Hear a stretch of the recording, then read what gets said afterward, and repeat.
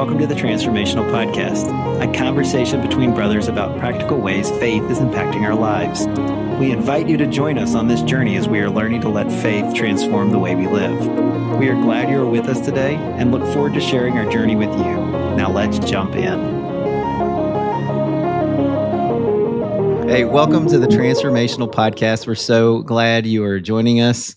And Chris, I'm not going to lie, man, that tree behind you is looking really good. I mean, last time we had a little bit of a wiring issue. So it was on and off. The lights weren't twinkling.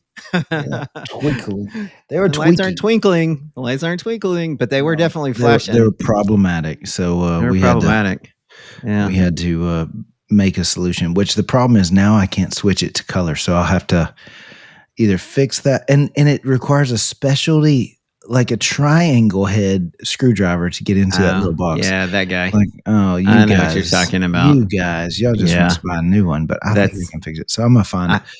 Yeah, you can fix it. I'm gonna drill out those holes. Watch. That's cool, Chris. Yeah, you were telling me. Yeah, well, hey, there's that. There's a lot of other ways you can get into that. Hammer. You could anyway. You were just telling me, and so I told you had to stop talking about it because I wanted to talk about it. You're gonna bring this up. I did. Yeah. So you finally upgraded your phone to the new iOS. Because you have an Apple phone, you took it up to the new iOS. Well, Chris, I had it like day after, but hey, whatever. Well, I was 2 updates behind because my phone had become so full that you couldn't download it and whatever, because I typically have it on auto download. But I don't know. There were some issues with the way I'd set up my phone that it was storing stuff I didn't want it to store. So last night I had to go and be like, all right, what in the world is going on? Because I have all my pictures uploaded to a cloud, but then old man, you were telling me you were having. Oh man, you were telling me you were having challenges with the new iOS, and I'm dying to talk about it. Let's hash it out here for all our friends. Oh wait, hang on, I see it, Chris. Here's the problem. What the problem is. You're can't holding see your phone. Anything. You can't. It all like fades in. I was like, oh my gosh, I'm not going to be able to find a single app that way. Yeah, you have it on the opaque setting. I'll take you. The monochrome. So you have the monochrome. I'll take you through that later after the podcast. I'll just set up a different.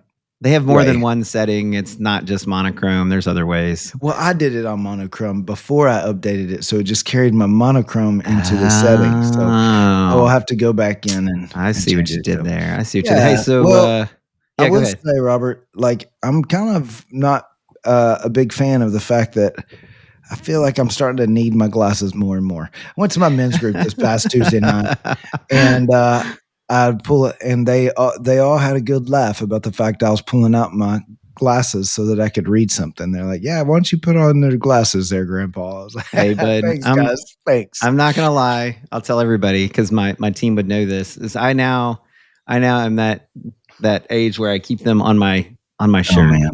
Because Chris, I can't even trim a fingernail now without. Okay, it's not that bad. It's not that bad. It's not that bad. But no, I know. I feel you. Hey, so what is going on in your world? How things going? Man, good week. Just cruising through. We've had boys basketball. We've finally got some rain this week, which we needed. It was really dry out here. The Paradise football team won. I don't know if it was region or what they won last night, but they're in playoffs, won the second round playoffs. So it was, fun times, around here, just getting to see all the things and be a part of stuff. So what's going on in your world? I forget that time of the year because where we're at, right? Football, I can hear it. There's an actual football stadium just across. It's not just across, but it's about a half mile from our house. So when they're playing, I can hear it in the rest. But football is their entire stadium up here, Chris. Their entire stadium can fit in the visitors section of our high school, high school, football stadium. Well, so it's just not the same. For what it's worth, probably that could be said about our stadium at this, because it's a small town. I mean, we're 3A, but that could. We were at a bigger school back growing up, so but yes, I get what you're saying. Football is not necessarily, y'all's big schools have little school stadiums. We do, yeah. I think basketball's big around here and the rest. But no, Chris, things are good here. We busy. I'll tell you that, busier than I like to be. But it is that season, right? So it's that season where you kind of wrap up a year. When you're a volunteer, so you're a volunteer. One of the things, especially if you're a volunteer who agrees to help out through the holidays, what you find is you end up volunteering a lot through the holidays. So if you are that volunteer, what I'll tell you is hang in there, serve the Lord faithfully, and then tell your volunteer team that you want a little bit of a dial back starting in January and then go hard in February. But it is important, I think, to lean in and during the holiday time frame. There's so many people who visit family and then visit churches because they visit with friends. And so your eternal impact when you're serving your church and you're serving the Lord through the holiday season is a lot more than I think you would ever imagine on this side of eternity. So we got that type of stuff. Yeah, and then of course I got big normal work stuff, Chris. I call it the briefing gauntlet. Because it feels like a gauntlet. It's like, I want to say I have like 4 or 5 unassociated briefs for like really high people in the next 30 to 45, 60 days, something like that. And so what's fortunate about that is while you can't use the same brief for each person, just take one and just keep going. You do use the same information. So at least you create it once and then you just massage it for what you're talking to when you're talking to, which isn't uncommon for most people, right? But no, things are good. And then I'm leaving today to do a youth retreat.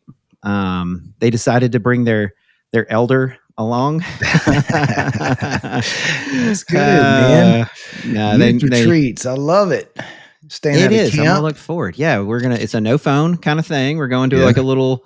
It's like a Christian retreat kind of area where you get a big house and no distractions. We'll probably think do a ropes course tomorrow. We're going to be talking about prayer.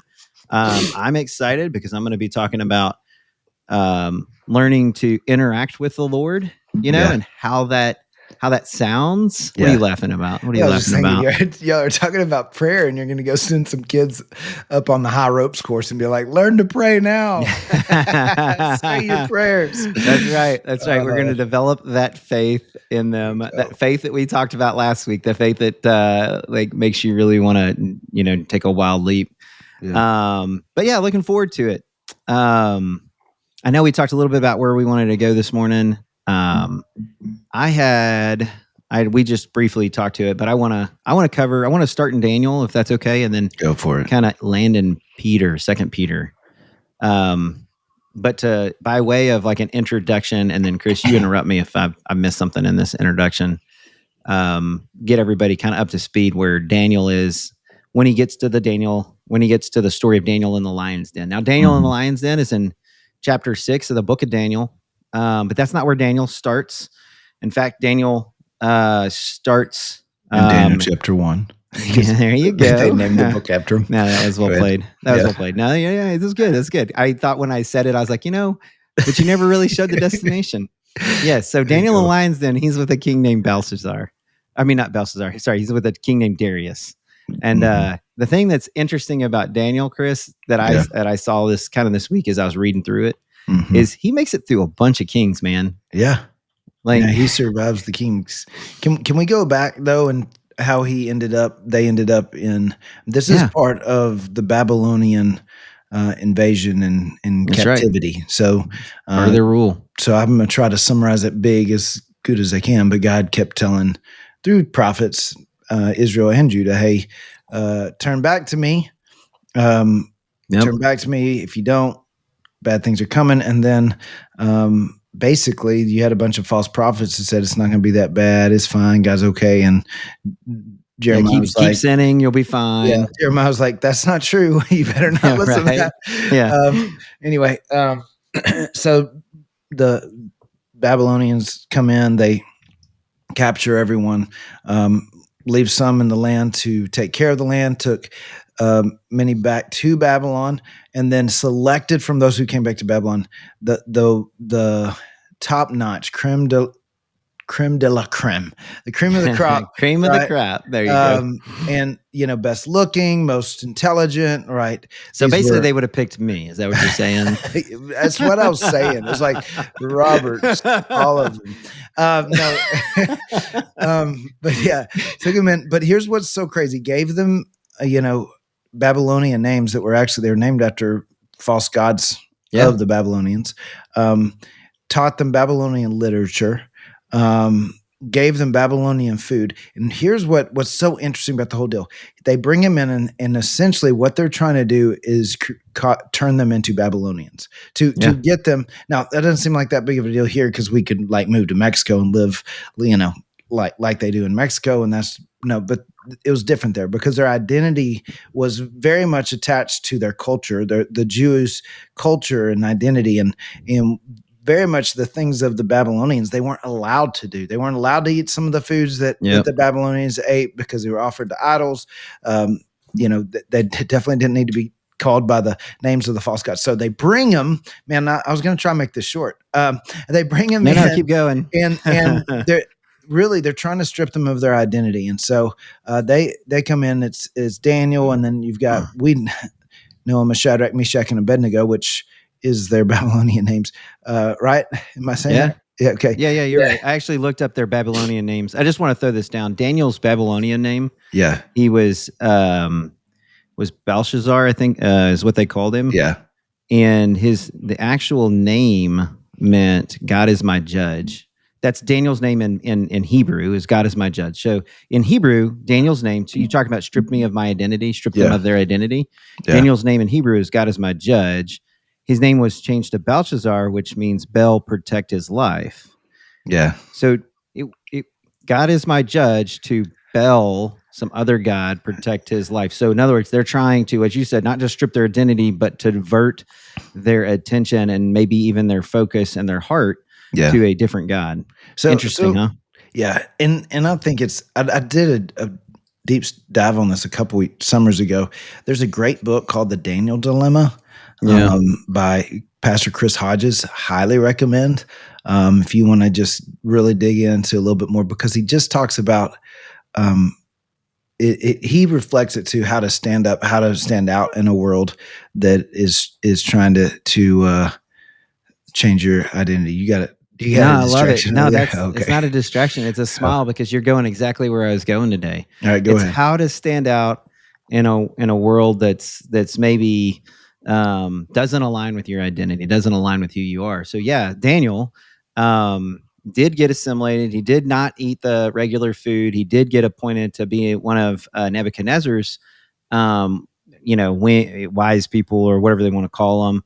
He ends up interpreting a dream for Nebuchadnezzar, saves the entire wise folks' lives. Basically, the gist is Nebuchadnezzar had a dream. He says, "Hey, everybody, you have to tell me my dream and then interpret it." And all the wise men are like, nobody can do that. Yeah, nobody can do that. Yeah, nobody can do that. And actually, Daniel goes right before him and says, "Hey, King, I want to be very clear. No man can do what you're asking them to do.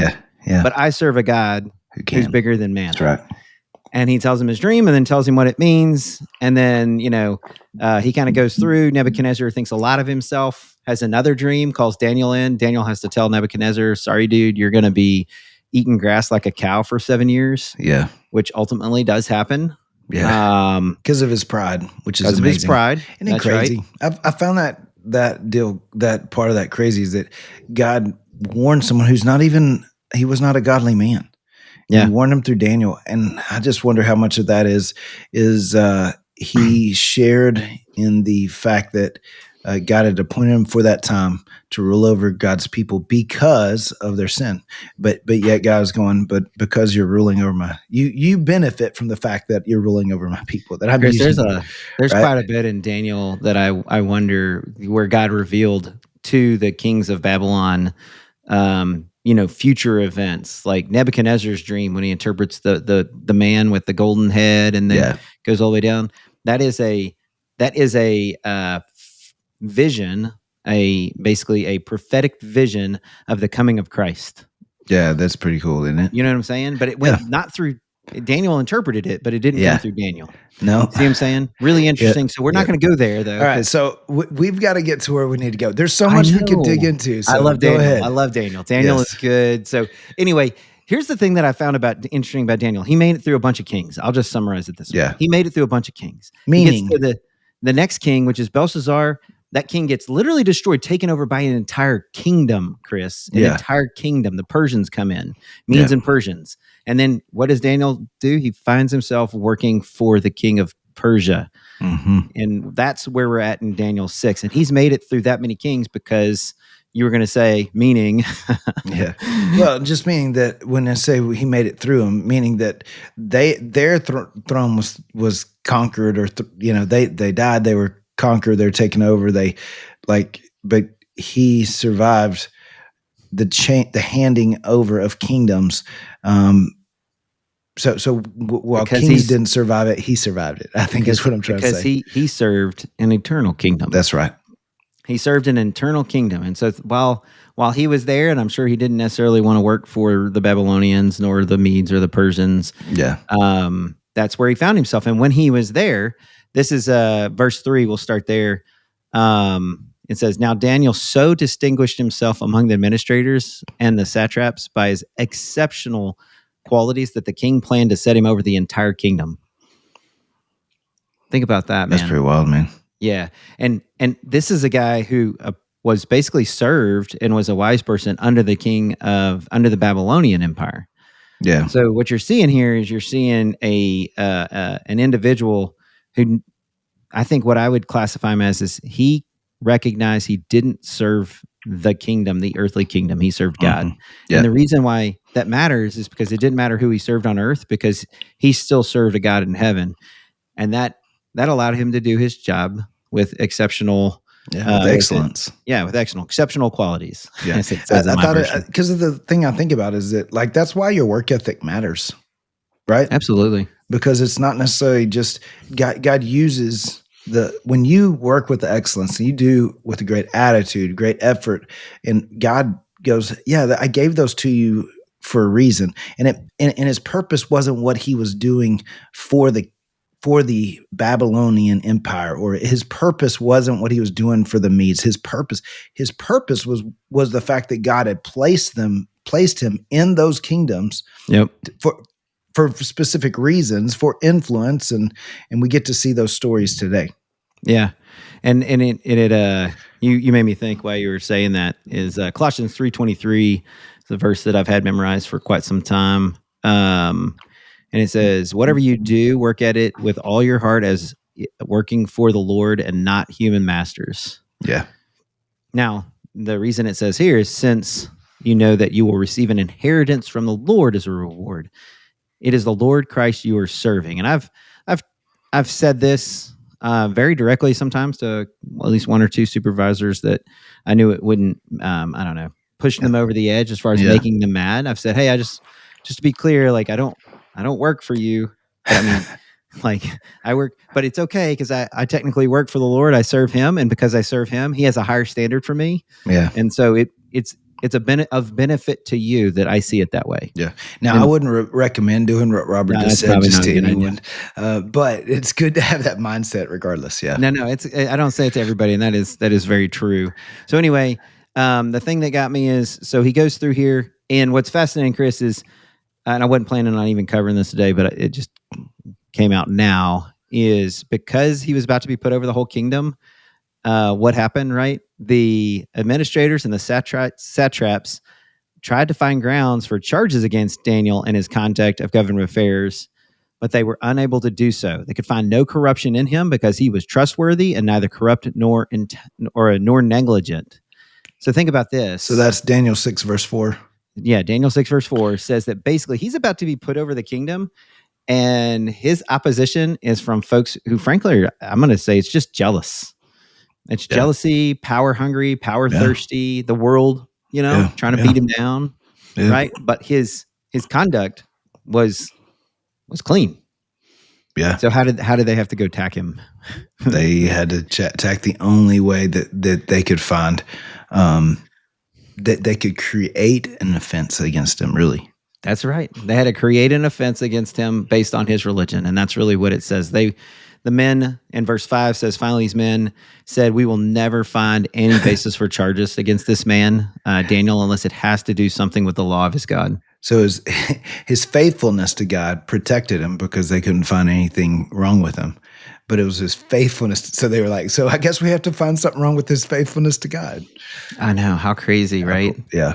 Yeah. So anyway, they get him to sign. They get the king to sign a law that is appeals to the king's pride. Yeah. The king signs it, which basically says, "Hey, you can't pray to anybody. You're going to be thrown in the lion's den. You have to pray to me and me only." This is what Darius has signed into law. And at that time, the way the laws were written or done or executed, if you're not familiar, is that when a law went into effect, not even the king could repeal that law. That was a law that even the king himself had to, adhere to. So once it was put into place, and the king, the fellas, so to say, who were jealous, they went to Daniel's house, and what did they find Daniel doing? Praying. He went to his upstairs room and opened the window toward Jerusalem, as he did 3 times a day. Yeah, 3 times a day.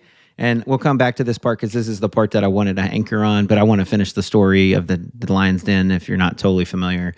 So King Darius, really distraught, ends up having to throw Daniel in the lion's den. I find this very interesting. It even drove King Darius, a pagan king, to spend the night without eating. And it basically says, in my other version, it says he essentially fasted. And which is funny because it actually drove him to a non religious version of what we would do when we're torn by something. Would we go spend time with the Lord and like fasting and prayer kind of thing? That's where it kind of drives Darius. Anyway, so Darius comes in the next morning. Daniel's fine, and they take care of that. All the folks who accused Daniel went into the lion's den, and frankly went in the lion's den with their family. It was bad for them. But I was thinking, Chris, this is what I wanted to talk about, is Daniel was ruling the kingdom. Mm-hmm. So probably not a low stress job, is my guess. Daniel was now accused and essentially, first of all, he saw the law. So, right, that's probably pretty stressful. Yeah. He continues to do his thing, and now he's accused and he's about to be thrown into the lion's den. And I thought to myself, you know what probably prepared him for that moment, probably more than anything else, aside from the fact that he's old or whatever? It was probably his daily routine with the Lord. Yeah. Yeah. You know what I mean? Yeah, because he showed up. He daily showed up. I love that term. That's something that you said when we first started this podcast a couple years ago. Yeah. And I think that it's one of those that I've held on to. And it's something we use when we talk about, when I used to talk about working out and, for getting ready for sports or whatever, is that you have to show up every day. Well, man, in the same way, you got to show up. That's the first step to this relationship with Jesus. And you see it in Daniel's life. He showed up. And he had this routine. Now, part of that was their religious tradition was the 3 times a day. But he, even after being conquered, even after being taken to a foreign land, even after serving in a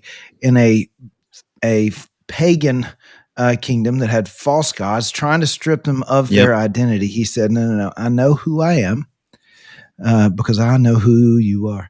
But that being said, song reference check. There you go. Yeah, there it is. But that being said, why was he so confident? I think you're right, 100%. Because he showed up. He continued regardless of his circumstances. He showed up. Yeah, and I think that's the thing right there. It was the regardless of his circumstances. He knew, probably life was already stressful. And you're right, he was doing it 3 times a day. And I do think, though, that you could probably safely say one of the reasons they're in exile is more than likely the Israelite people, the Jewish people, weren't doing what the 3 times a day thing, right? You know what I'm saying? Yeah, they turned from God.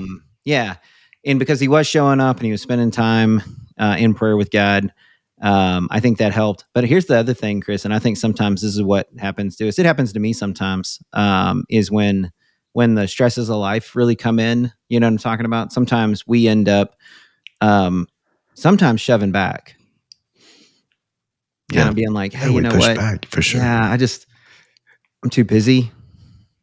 I don't have enough time. I'm tired. I don't have the same amount of time to sit and dedicate. I get just distracted. I don't think about it. And so one of the things I've been carrying with me, especially since I read this here this week, is like, okay, as you're walking through the normal stresses of the day, it's because it's normal stresses, Chris. Like we all like to think our stresses aren't normal. I was sorry, just real quick, because I have some friends who are dealing with some pretty just honestly got to be some stressful stuff. One of their kids went into the national hospital with leukemia, very young. And I was thinking like as stress as my job is, and sometimes I think stressful as my job is, sometimes I think I'm unique. Like I own the corner, I own the market on stress. I have the market cornered on stress, right? Yeah. Nobody could be as stressed as I am in my job. Yeah, of course. Yeah. Yeah. And then I think about them and I'm like, no, that sucks. Yeah. It's not that bad. And, I know these folks, they're friends of mine, Christ followers. And here's the thing that I would offer is I know they're doing the same thing Daniel did here, which is they're continuing to show up. They're continuing to go to the Lord. And so when Daniel was under the threat of death by a lion, I don't know that anybody could ever say that in their life. You're not lying about that. Yeah, exactly. He went and did his normal routine. He made sure he prioritized the things that were keeping him above board, faultless, blameless. Mm-hmm.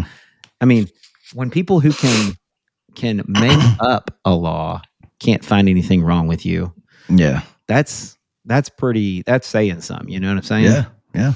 So anything more, because I want to jump to Second Peter. No, I think that the jump is really where we are going is the whole idea of he was walking faithfully with God. And really, he wasn't. He was. But and here, I guess here's the deal: when you walk faithfully with God, it's difficult for others to find fault with you. That's the idea that we see there, is that because God's not going to lead you to do things that violate other people. That's right. I think about the fruit of the Spirit: love, joy, peace, patience, kindness, goodness, faithfulness, gentleness, self-control. But then it says, against these things there is no law. Right? It basically saying, look, everyone would agree our world would be better if we lived like this, if this is what ruled our lives. And so when I see that with Daniel, I'm like, that's what he's talking about. Yeah. Is that he lived in such a way that they're like, no one would ever make a law against the way that guy's living. He's living the way that, like, we wish everybody would live, right? Yeah. No, totally. And so one of the things that happens in the morning, and we talk about this kind of just our daily routine. Let me pause real quick. No, go. I want you to talk about that. But along those lines, like, I believe that when you live in that way, God gives you great favor because of the way that he moves through you. Like, I think that's part of the reason that he was elevated. He gained great favor because he was demonstrating the attributes of God, is what it really comes down to. He's demonstrating the attributes of God in the way that he lived his life. I think that so often the thought is, well, if I live that way, people will take advantage of me. If I live that way, then I won't get the most out of life. If I like Daniel's going, that's not true. Yeah. Check this out. Hold my coffee and watch this. That's what you see with Daniel's life, is he's going, look, you're afraid of what you're going to miss out on if you truly live the way God designed you to live. And I'm telling you, you should be afraid of what you're going to miss out on if you don't. Yeah, the Bible is full of that, Chris. That's the one thing. When you said that, I was like, actually, if you think about it, if you just were to go do a case study for those who did exactly what you're talking about, which is, live in a way that doesn't violate others, which is basically a demonstration of the fruits of the Spirit, that God does give you favor with how you live. And Joseph is another example of that. Yeah. As somebody who got elevated because he lived in a way that didn't violate others, and people kept putting him in charge. Yeah. So we talk about this. My reading Bible is a 1 year Bible. It's in the show notes if you ever want to know which one it is. They still sell it. This is what it looks like right now. It's probably got a couple more years in it. Eventually what happens, Chris, is I sometimes, because I read it with coffee. Yeah. Sometimes I spill you'll coffee. probably need to get the next version with the larger print in it pretty soon. But for some reason, once you started, I knew knew where I was going. immediately what you were about to say, and I thought that was all right. That was So well let's played. roll into So the other part Peter, where you connected this. Yeah. Yeah. So 2 Peter. So I'm reading this, and this is really what pulled it all together for me that day. Was in 2 Peter. I love, by the way, the way Peter writes. He writes like a normal human. It reminds me of the fact that they said when they saw the disciples, like, who are these people? They're not educated men, but they act like men who have been with Jesus. Yeah. I like Peter because he sounds like me. I'm like, I like this guy. Like when I read him, he just sounds like me. Well, anyway, it was in 2 Peter. He's actually talking about the day of the Lord. And God coming back as a thief in the night, and what's going to happen this blink of an eye, and for us to be in expectation of it, because his being, and he uses that, doesn't use air quotes, but I could imagine him writing it with air quotes. His slow in coming is his patience, so that no one will perish. But then he gets into verse 14, 2 Peter 3, verse 14, and it says, "So then, dear friends, since you are looking forward to this," that coming of the Lord, that's what he's talking about. "Since you're looking forward to this, make every effort to be found spotless, blameless, and at peace with him. Bear in mind that our Lord's patience means salvation, just as our dear brother Paul also wrote to you with the wisdom of God, or that God gave him." We have to do the next verse just because it actually does cover what I just said. It says, "He writes the same way in all his letters, speaking in them of these matters. His letters contain some things that are hard to understand, which ignorant, unstable people distort, as they do other scriptures to their own destructions." So anyway, I think that's the part that I was like, I see it now. This is Daniel in the New Testament. This is what Peter's talking about. This is a represent, or Daniel is a physical representation of what Peter is talking about here. It's the the whole idea of make every found living blameless. If you go back up to verse 11 just a little bit, it says, since everything around us is going to be destroyed like this, like he just talked about. Yep. What holy and godly lives you should live, right? Looking forward to the day of God hurrying it along. On that day, he'll set all these things in motion, but we're looking forward to the new heavens and new earth he's promised, the world filled. So he's saying, man, look forward, leaning forward into what's to come. And let that be your motivation is really what he's saying. Let the motivation of going, and I guess I think about it like this. Daniel knew that he was probably going to die in the land of a foreign land. Yeah. But he leaned forward going, it's all right. I know what God's told me. And I mean, but he's telling us. So do we know when Jesus is coming back? We don't have the day or the time. But what we do know is he says, hey, but I want you to live leaning forward to the return. Lean into the, and let that be your motivation to live blameless lives, peaceful lives that are pure and blameless. I like that peaceful part. Yep. Because I think where God's presence is, there is peace. Where the presence of the Lord is, there's freedom. There's freedom for sure. But we're just talking about the peace. Sorry. The peace, yeah. I think that so often I think about your stressful life, your friend's stressful life, and things like that. Why do we need to show up?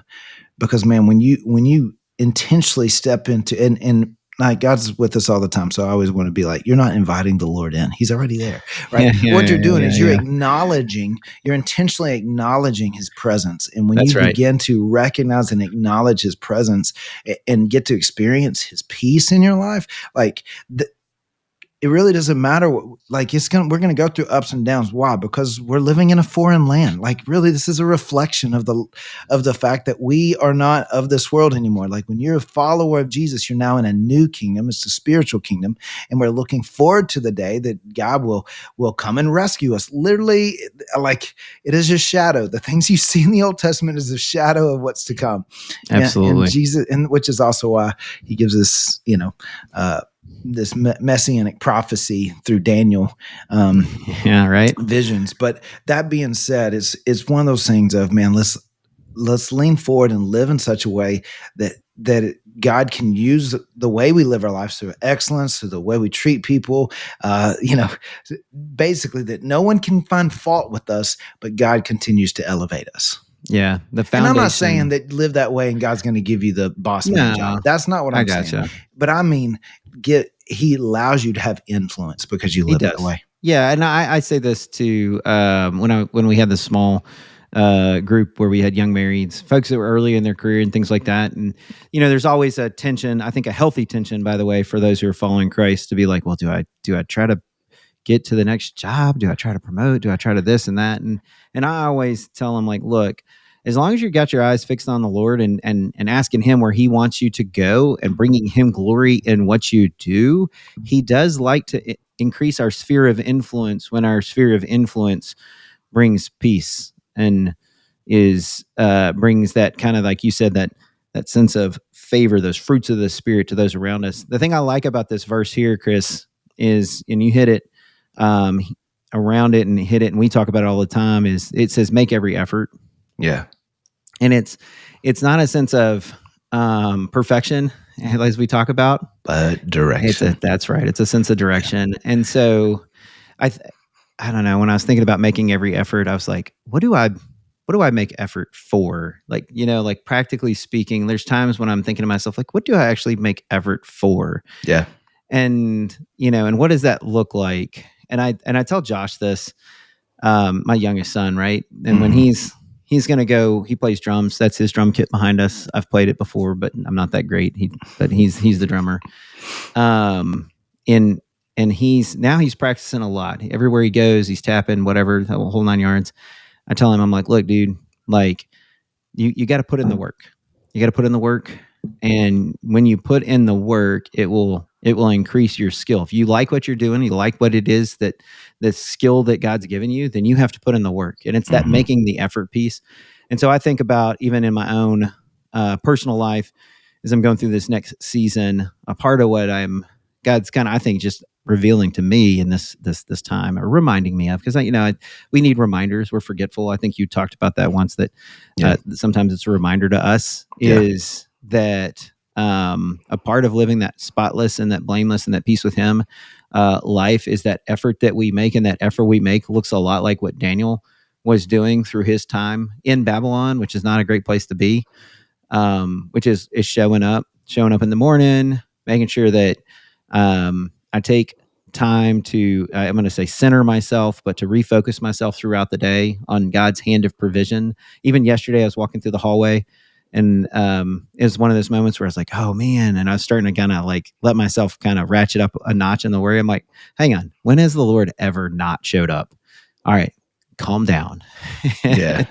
So, but we need reminders, Chris, and that's the make every effort piece. And so I liked how the Lord connected the two things, the Daniel Old Testament passage, to what Peter is saying here in 2 Peter. And this is really, if you're joining us, the purpose of this podcast, as far as from the transformational piece, is to just share with you what the Lord's teaching us, and not just what, but also how, so that as you're walking through it yourself, as you're making the effort, as you're showing up, and you're trying to figure out, what is God showing me and what does he want me to do? You know what that looks like, and maybe even begin to develop what it looks like even in your life, because it's not the same, and it's not always the same in every season. And so with that, Chris, I'll give you the final pastor words. You nailed it last week. I don't have high expectations today. Yeah, I bet you will. I look at both of these passages, and I think here's the reality, is like both you can try. Your goal could be to elevate yourself and to compete with the world. But when you make faithfulness your goal, you'll experience God's faithfulness in your life. Amen. Thank you for taking time to join us today. Our prayer is that you are encouraged in your own journey as you let faith transform the way you live. If you enjoyed hanging with us today, let us know by leaving us a 5-star review and sharing our podcast with others. We look forward to discussing what God is doing in our lives in our next episode.